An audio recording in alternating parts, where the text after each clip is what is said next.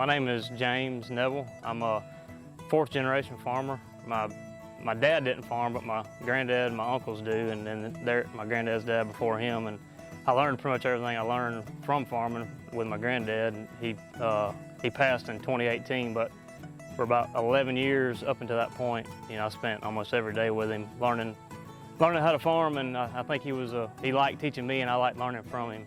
And so he only farmed in Bullitt County, and when I kind of started taking over some of his stuff, I farmed the Bullitt County land, and there just wasn't a whole lot more to get in Bullitt, so I had to branch out to other counties, and now we're farming in, I say we're, me and my other 3 employees in 3 counties, Candler, Tattnall, and some in Evans, and so we're kind of widespread now.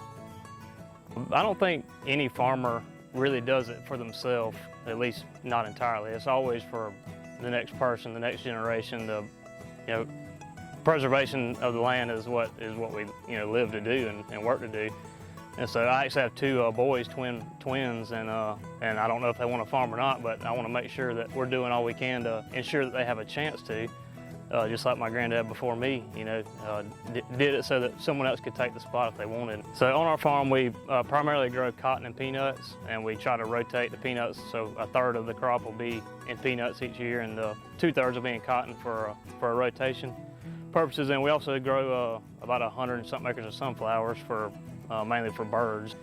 So we do some things like we cover crop all of our land in wheat and rye and oats blended through the winter to hold the ground together and hold weed pressure back and preserve moisture and different things like that. And then of course we keep the rotation with our peanuts, try to move them around where disease doesn't build up over time. And this is a pivot field here, and we use irrigation moisture probes. That's one you see sticking up right there that kind of gives us a projection of, tells us the current moisture and then where it's going and how long it'll be before it needs water applied and how much to apply. So what I like about being a farmer would probably take days to describe, but if I had to sum it up, I'd say there's just something about putting something in the ground and knowing that I can only do so much, and the rest of it has to be from the Creator to send the rains or to send the sun and make everything line up to where there is a final product to gather in the end. And there's something